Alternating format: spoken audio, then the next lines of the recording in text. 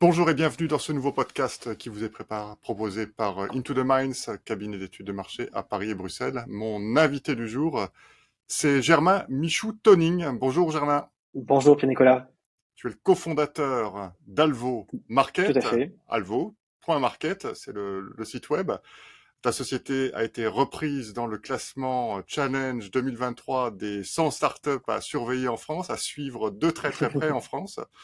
Donc c'est comme ça qu'on est rentré en contact et je dois dire que la proposition de valeur et les buts qui sont poursuivis par Alvo m'ont beaucoup parlé, hein, puisque mon papa a cédé une entreprise et que ton business, en fait, c'est de faire se rencontrer ceux qui ont une entreprise à céder et ceux qui veulent la reprendre. Tout à fait. Explique-nous un petit peu en quelques mots quel est le marché actuellement, quel est le panorama du marché de la reprise et de la cession.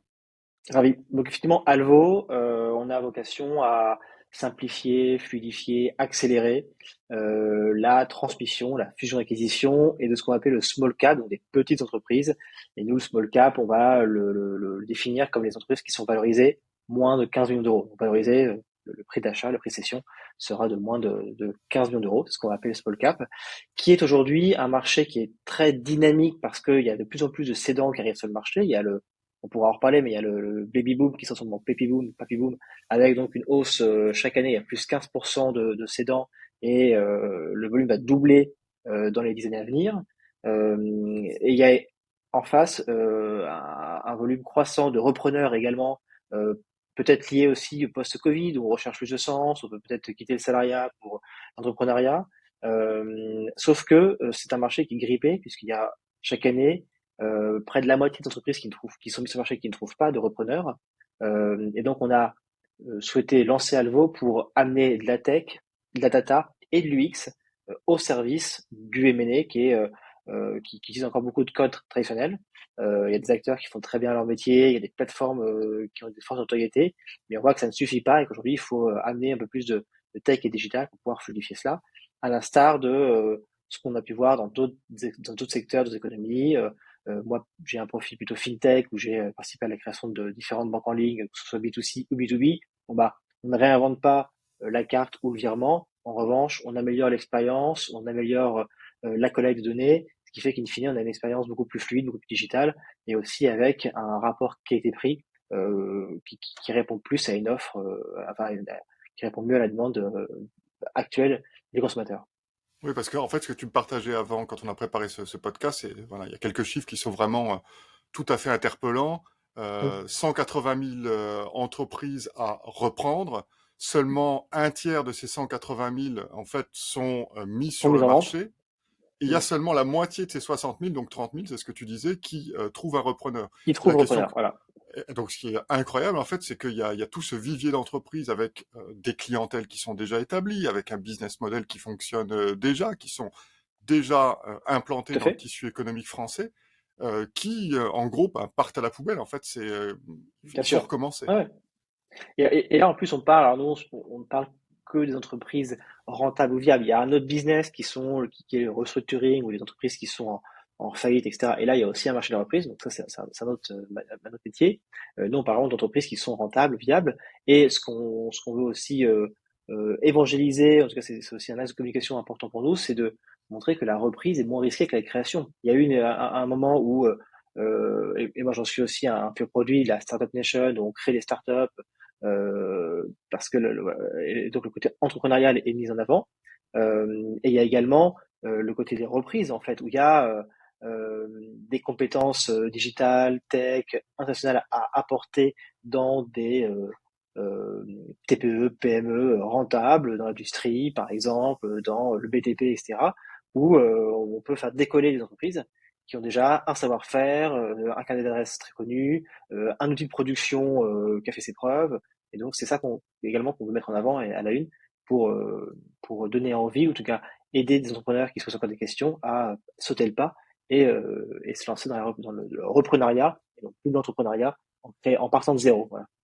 Alors moi, ce qui m'a beaucoup plu en fait dans le site que j'ai été parcourir, alors j'ai pas pu aller partout, mais c'est vraiment voilà, c'est de l'UX, c'est la manière dont les entreprises sont présentées.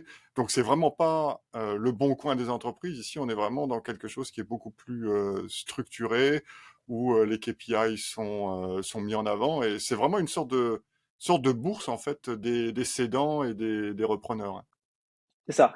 On a différents métiers ou différents produits. On a effectivement la première partie qui va être cette marketplace ou ces annonces. Donc, on va pouvoir déposer une annonce de session ou une annonce de reprise en communiquant sa zone géographique, ses KPI, et on a tout un aspect de confidentialité. En fait, on va pouvoir piloter précisément à qui on donne accès à telle information.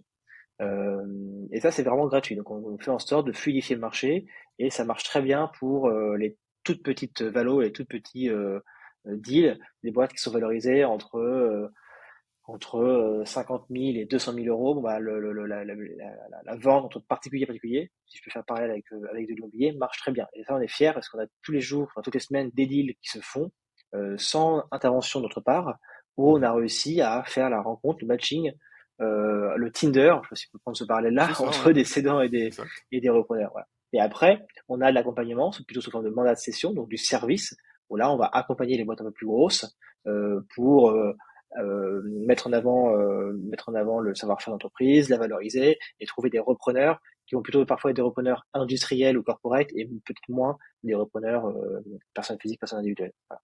Et enfin, on a, tant que je suis en train de parler des produits, j'en profite, on a un troisième métier sur un produit, c'est notre suite métier qu'on est en train de finaliser de développer et qui va être commercialisé prochainement auprès des experts comptables, des conseils indépendants, pour pouvoir gérer de A à Z, de manière digitale, un deal, donc de la collecte des documents, de la production des infos mémos, la valorisation, la contact list, donc des candidats repreneurs, Mhm. partager cette information jusqu'à la lettre d'intention.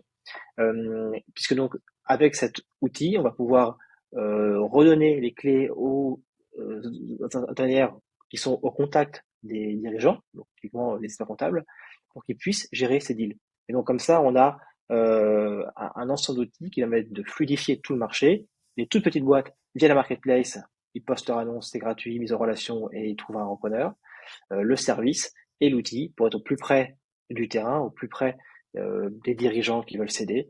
Et là, ils s'adressent à leur intermédiaire local, leur expert comptable, leur conseil, leur agence bancaire, et ils ont un outil qui permet d'intermédier ce deal qui était initialement, enfin jusqu'à aujourd'hui, peu intermédié parce que jugé peu rentable. C'est ça, c'est ça. Oui, parce que tout le problème, en fait, c'est que le marché, jusqu'à présent, c'était un marché uniquement avec des valos qui étaient élevés, parce que c'est là où on faisait de la commission, et que sur des valos qui sont peu élevés, sur une boulangerie, sur une charcuterie, malheureusement, c'est beaucoup de travail, même des fois plus de travail, parce que c'est des business qui sont moins structurés Voilà. que pour des boîtes plus grandes. On va revenir là-dessus, mais voilà, le premier chapitre en fait de ce podcast, il est consacré aussi à la genèse en fait de l'idée. Donc vous êtes trois dans l'aventure. Comment est-ce qu'à un moment vous avez l'idée de lancer Alvo et de vous mettre sur cette niche? Ouais.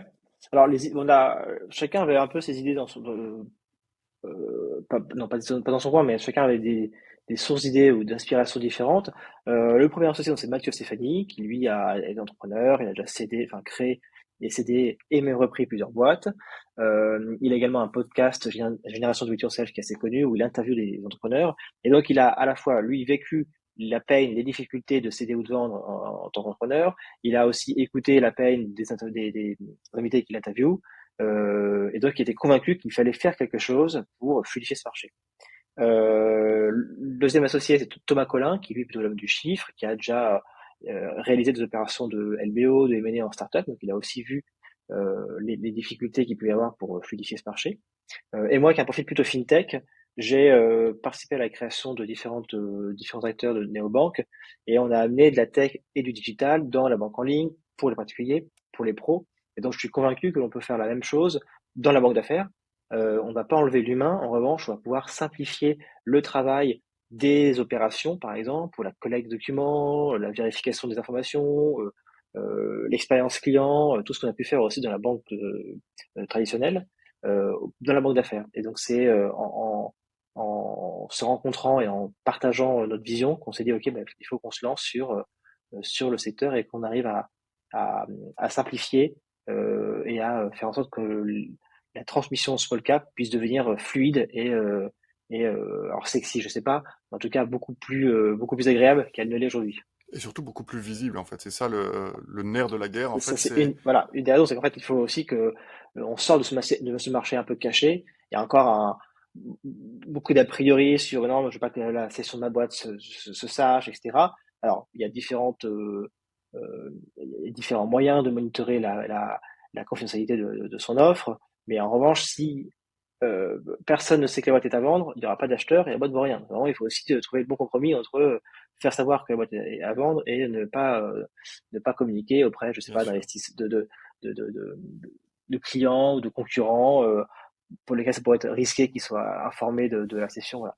Ce qui est paradoxal, c'est que parfois, les meilleurs acheteurs seraient des concurrents ou des clients. Donc, bon, c'est là où le rôle d'un conseil parfois est important, c'est qu'en fait, c'est pas le dirigeant lui-même qui va aller voir son client pour dire je veux vendre, parce que ça pourrait mettre en porte-à-faux pour des négos.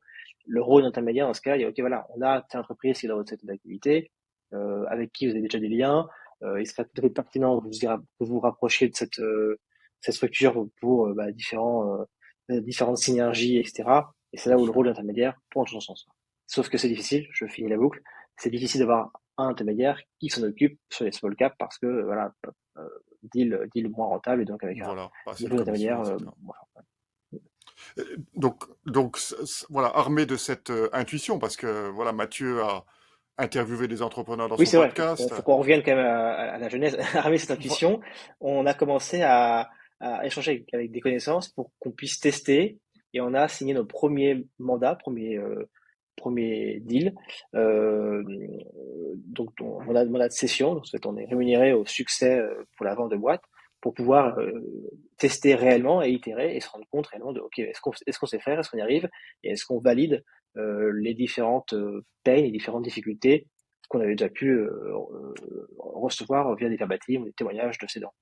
ouais, donc en fait, ici, la validation s'est faite directement sur le terrain, avec la confiance de certains cédants qui voulaient bah voilà, vendre leur société. Et Voilà. comment ça s'est passé? Vous aviez déjà une structure à ce moment-là, et c'est à l'intérieur de cette structure que se sont fait les deals? Non, non, on l'a fait. Alors, si, il y avait une structure, une holding de Mathieu pour pouvoir signer un contrat, mais sinon après on n'était pas associés encore. On l'a fait pour tester. Euh, Comme on est rémunéré au succès, en soi, il n'y a pas d'engagement financier au début. Alors, on l'a Exact. fait manuellement à la main. Il n'y a pas d'outils, donc c'est quelque chose qu'on a pu faire un peu manuellement à la main pour tester.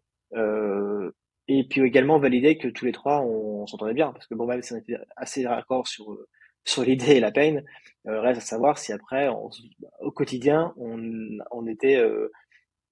s'entendait bien pour bosser ensemble. Voilà. Bien sûr, il y a jamais il y a jamais de garantie. Puis j'ai souvent dit, une personne dans la société, c'est pas assez, trois, c'est trop, deux, c'est le bon chiffre. Alors voilà, donc il vaut mieux effectivement savoir qu'on s'entend bien. Donc moi, ce que je comprends, c'est que la validation en fait de l'intuition et le démarrage, ça s'est un petit peu fait en même temps. C'est-à-dire que vous avez voilà, directement travaillé sur des cas concrets pour voir s'il y avait de l'attraction. Voilà.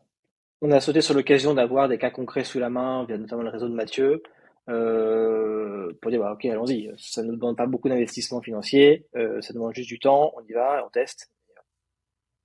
Quel a été, quand tu repenses à ces derniers mois, ces dernières années, le plus beau coup marketing que vous ayez fait, celui qui vous a impacté le plus, qui vous a apporté le plus en termes de business?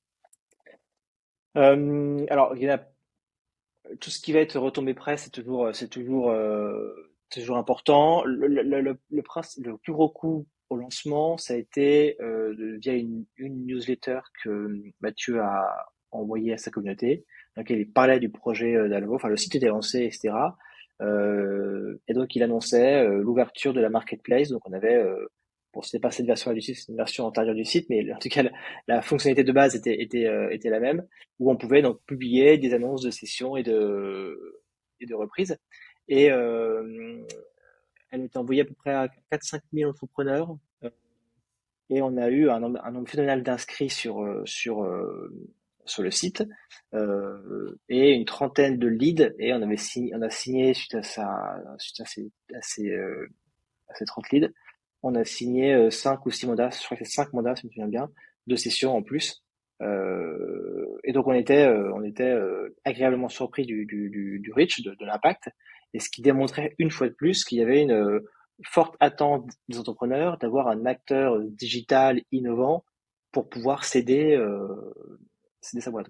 Et ce qui s'est confirmé, alors, on l'a pas eu tout de suite dans les 5 mandats, mais c'est également ce qui s'est confirmé par la suite, c'est et qui confirme qu'on est innovant ou qu'on casse un peu les codes, c'est le fait qu'on a aujourd'hui près de 50%, alors c'est 46% exactement, de mandats qui sont signés avec des dirigeantes, enfin des dirigeantes actionnaires, alors que selon l'INSEE en France, c'est que seuls 26% des femmes sont dirigeantes actionnaires. Alors je précise actionnaire parce qu'en fait, le dirigeante n'est pas forcément le propriétaire de la boîte, donc ça Bien confirme. sûr. Voilà, là quand on signe un mandat de cession, on signe avec le propriétaire de la boîte, et donc on a à nous à peu près 46% de, de mandats qui sont signés avec des femmes. Ce qui, alors, on a encore pour l'instant, on parle d'une trentaine de mandats, donc c'est des chiffres qui vont pas être encore assez importants pour faire des stats à plus grande échelle, mais ça montre en tout cas qu'on a une approche rassurante, qui casse les codes du M&A traditionnel, où on essaye d'évangéliser sur les termes, notre grille tarifaire de success fees, elle est transparente et dégressive, enfin, elle est publiée et dégressive, donc il n'y a pas pas de risque de se faire avoir si on n'a pas bien négocié son contrat. Voilà. On essaie d'apporter ces nouveaux standards de qualité dans une industrie qui était encore sur des codes assez traditionnels et assez anciens.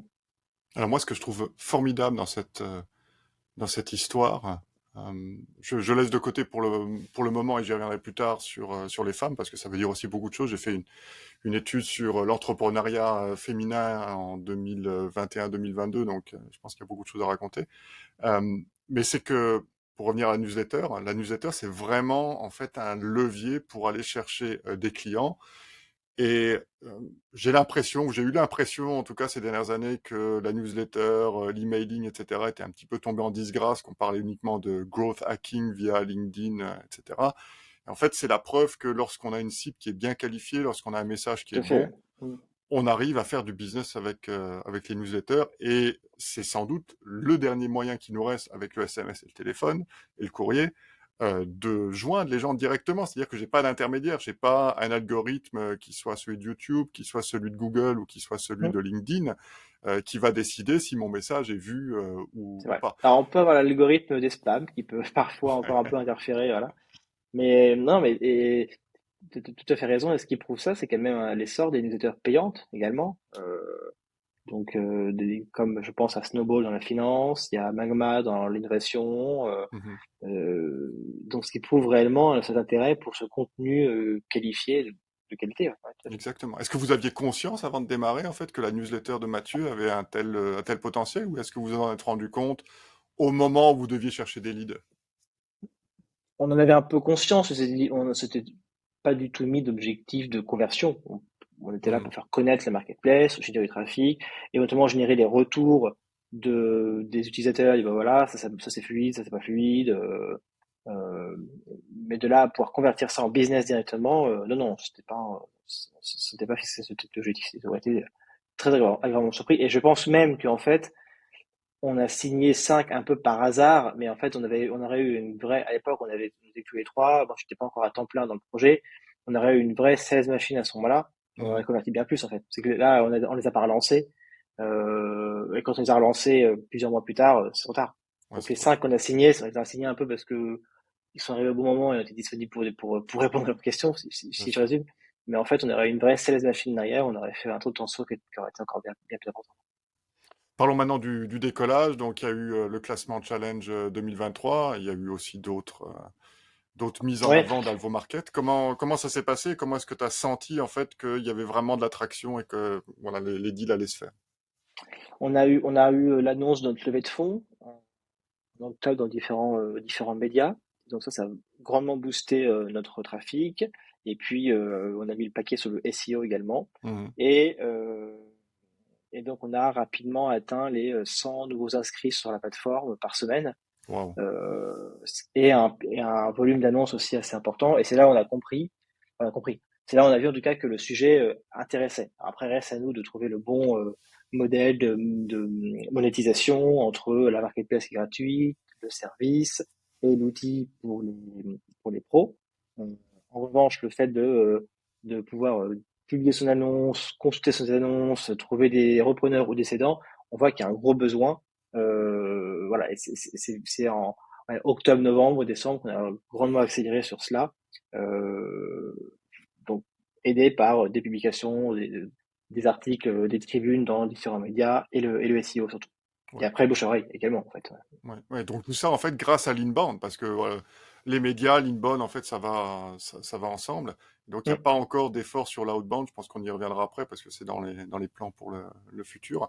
Je reviens vite fait sur le pricing parce que je trouve qu'il est aussi très, très intéressant. En tout cas, le modèle de pricing est très intéressant à mentionner.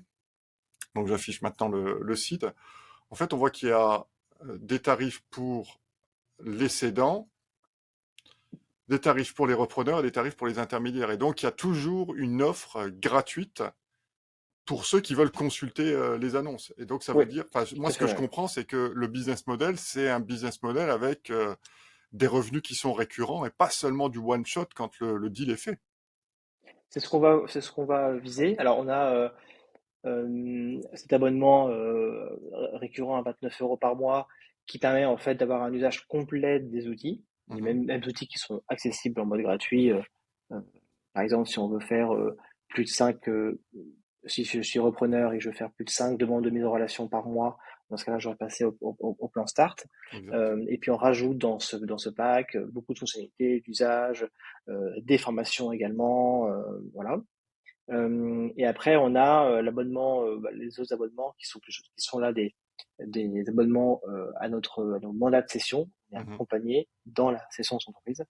Euh, et puis bon, le pricing intermédiaire, lui, va un petit peu évoluer avec notre produit qui va arriver, mais et là, pour l'intermédiaire, on sera sur un abonnement mensuel, mhm. modèle SaaS, effectivement. Donc, je paye un accès à l'outil, à la plateforme, en fonction du nombre de deals que je suis amené à gérer et à itérer. Ok. Ouais, moi, je trouve ça très intéressant, cette page, rien qu'au niveau de l'UX, parce que bon, on voit déjà bien les trois cimes marketing. On a trois cimes marketing qui sont bien, bien différentes. On a les différents pricing en fait qui sont bien aussi. Alors généralement, moi je conseille toujours d'avoir trois pricing, pas quatre. Mais ici, on a quelque chose qui est un Mais peu spécial, qui est le mandat de recherche. Donc c'est mais on est en train de passer à 3 en plus, justement. ah bah Donc, voilà. Donc ça va confirmer, je pense, on va rejoindre ta recommandation. Ouais. ok, excellent, excellent. Elle est gratuite, hein, donc tu peux l'utiliser sans problème. Mais donc c'est vraiment bien fait. Je pense que ça devrait inspirer aussi ceux qui nous regardent lorsqu'ils doivent faire une page de pricing. C'est toujours de bien identifier à qui je parle. Et ici, en fait, j'ai trois profils, et puis ensuite d'avoir trois pricing différents pour que les gens puissent choisir Mm. facilement. Alors, voilà, on a parlé de la validation, on a parlé de la montée en puissance, des deals qui vont se faire. À quoi ressemble le futur, en fait, d'Alvo? Euh, il y aura, c'est un peu compliqué de répondre aujourd'hui. On s'est lancé il y a quelques mois. Mais le futur, notre souhait, c'est vraiment de devenir un acteur majeur de la transmission, de la fusion-acquisition small cap en Europe. Donc, si on peut être l'acteur de référence Mhm. pour céder ou reprendre une boîte qui vaut moins de 10 millions, que ce soit Alvo. Et ensuite, avec encore une fois différentes value propres, soit une marketplace, bon bah juste qu'on aura continué d'enrichir et d'améliorer dans les mois et années à venir, ou bien un réseau d'intermédiaires qui utilise notre outil et donc qui peut gérer efficacement avec une très bonne qualité de service et un très bon délai l'accompagnement de de la transmission d'une TPE, d'une PME. Ok, comment est-ce qu'on va faire maintenant pour justement monter en puissance, aller chercher plus de deals, aller chercher plus de cédants, plus de repreneurs? Quel est le plan marketing qui est derrière? Ouais, bah on va passer donc on l'a abordé rapidement avant, on va passer plus sur de l'outbound que de l'inbound puisque aujourd'hui on reçoit enfin on traite surtout les leads qui viennent sur notre site via le SEO, les articles, les contenus qu'on a pu créer. Et là on va passer maintenant sur une démarche un peu plus d'outbound, on va aller contacter de manière proactive les différents réseaux d'intermédiaires, que ce soit C'est les ça. experts comptables, que ce soit des conseils indépendants en région, on a des industriels aussi. Par contre, j'ai des professionnels du M&A qui aujourd'hui n'adressent que le haut de marché et donc pour leur proposer qu'ils puissent profiter de leur savoir-faire, de leur réseau, de leurs équipes, mais pour adresser le bas de marché. Voilà. Donc on a un enjeu de BizDev, hein, pour le coup, là, réellement, d'aller avec une organisation un peu classique de SDR et BizDev pour pouvoir aller prospecter et proposer la solution à des partenaires. Est-ce que tu penses que justement ils vont se comporter comme des partenaires ou qu'ils vont plutôt y voir un danger et des opportunités qui pourraient manquer de faire du business sans vous? Qui ça? Bah, Les- les comptables, les fiscalistes, avocats, etc. Aujourd'hui, c'est pas, ils savent pas adresser, ils savent pas répondre à un dirigeant qui veut vendre son service. Donc en Mhm. fait, pour eux, c'est l'occasion, c'est l'opportunité de pouvoir rajouter un service. Là, je prends les autres que des comptables par exemple, mais c'est l'occasion pour eux de pouvoir rajouter une admission ou une branche de service à leur cabinet. Euh, donc on est vraiment là pour les accompagner, les aider et pas pour concurrencer. Encore moins un avocat par exemple. On ne remplace pas le job d'un avocat sur un deal, hein. On est là en revanche pour trouver le repreneur, accompagner dans la négo, fluidifier et faire rendre possible le deal, pas pour ensuite le closer juridiquement. Ça, c'est le rôle d'un avocat. Est-ce que dans ce futur, l'intelligence artificielle, et en particulier l'intelligence artificielle générative de type ChatGPT, va jouer un rôle pour Alvo? Ouais, énormément. Nous, on est en train de, alors c'est pas encore sur le site, mais on a plusieurs chantiers qui sont ouverts sur ce sujet. Euh, Premier aspect, c'est la partie recherche. Quand je dis recherche, donc c'est recherche d'offres, de cibles, mais également recherche de deals pour avoir l'actualité dans un secteur. Et l'IA permet d'être beaucoup plus euh, précise, en tout cas beaucoup plus malléable dans la recherche sémantique, par exemple. Et donc, si je tape, enfin, si je recherche une entreprise dans le secteur du bois, dans mon dit, bon, bah, en fait, dans le secteur du bois, il va y avoir papeterie, il va y avoir scierie, il va y avoir meubles, etc. Et en fait, l'IA permet d'avoir un champ lexical beaucoup plus large, un champ sémantique beaucoup plus large que des chiffres classiques, etc. Ça, c'est un exemple. Et après, pareil, via la data qu'on collecte ou qu'on achète auprès de différents providers, on peut et donc des prompts, parce que l'IA sans prompt, enfin, je ne sais pas si ce terme parle à tout le monde, mais le prompt, donc c'est en fait pour guider ce qu'on demande à l'IA. On peut lui faire sortir des analyses très poussées sur la tendance du marché. Donc en fait, on peut très bien demander également, bon, bah, il y a eu X deals ces derniers mois dans le secteur de la papeterie ou du bois dans la région. Les valos sont plutôt à la hausse ou à la baisse. Voilà, on peut aller assez loin dans l'analyse. Ça, c'est le premier élément. Et deuxième élément, c'est sur la production d'infomémos. Production, donc un infomémo, c'est un document, un infomémo random, c'est un document assez classique dans le M&A pour présenter une boîte à vendre. Et là, on peut aider grandement les ops. Donc les ops, c'est les personnes qui produisent ces documents dans la production de contenu sur l'analyse du marché, l'analyse de l'entreprise. Donc on donne le site par exemple à l'IA et elle va pouvoir sortir 3-4 slides qui présentent la boîte. On voit ça, c'est un gain de temps énorme. Et sur des petites boîtes, c'est parfait. Enfin, ça répond parfaitement à un besoin. Euh, voilà, c'est là où c'est le deuxième axe sur lequel l'IA va grandement aider le métier du M&A sur le cap. Dernière question pour finir sur le chapitre du futur. Est-ce que le futur d'Alvo passe par l'étranger ou bien est-ce que pour le moment on se concentre uniquement sur la France? Ceci passera par l'étranger. On a déjà des deals hein, de boîtes qui sont en Belgique, en Suisse. Euh, Également, mécaniquement, enfin, il y a des boîtes qui sont franco-françaises, il y en a beaucoup. Il y a aussi parfois, il y a forcément des liens avec l'étranger, que ce soit capitalistique ou pour business. Des boîtes françaises et qui, in fine, vont à l'étranger, etc. Donc, en fait, oui, ça passera forcément par l'international. On n'a pas encore une roadmap précise sur quand est-ce qu'on ouvrira le service dans les autres pays européens, mais oui, ça passera forcément par des synergies ou en tout cas des ouvertures dans différents pays. En tout cas, moi j'y crois beaucoup. Je pense que vous avez trouvé une niche. Enfin, c'est même pas une niche, c'est juste un océan bleu super intéressant avec une vraie problématique sociétale. Et donc, je te souhaite beaucoup de succès à toi et à tes deux associés, Germain. Je rappelle que tu es Merci le beaucoup, Nicolas. cofondateur d'Alvo. Le site web, c'est alvo.market. Donc, si vous voulez céder votre entreprise, en racheter une en France ou à l'étranger, c'est quelque chose qui est déjà possible. Merci pour ton temps et encore beaucoup de succès pour le futur. Merci beaucoup, à très vite.